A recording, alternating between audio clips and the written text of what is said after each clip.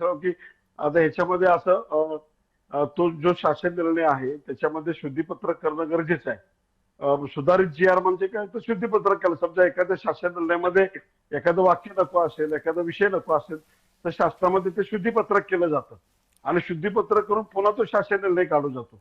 आजचा जो हा जी आर आहे त्याच्या बाबतीचं बोलायचं झालं तर आपण सुज्ञ आहात की माझं तुम्हाला स्पष्टपणे मी पहिल्या वाक्यात तुम्हाला सांगितलं की एक 1 सप्टेंबर 2012 ची जी नोटिफिकेशन आहे, जो शासन निर्णय आहे, जात प्रमाणपत्र पडताळणी आणि जात प्रमाणपत्र दाखला देण्यासंदर्भात ज्या निकष आहेत त्याच्या संदर्भात फक्त हे शुद्धीपत्रक करून तो वरती फक्त हैदराबाद गॅजेट करून तो आणलेला आहे. याच्यामध्ये काय म्हणलंय की याच्यामध्ये कुठेही ओबीसीला धक्का लागत नाही. पहिला नंबर एक, ओबीसीच्या कुठल्या आरक्षणामध्ये याच्यामध्ये कुठलीही बाधा पोचत नाही. दुसरा मुद्दा, तिसरा, ओबीसीनं याच्यावरती ऑब्जेक्शन केल्यासारखं काही विषय नाही त्या जी आर मध्ये.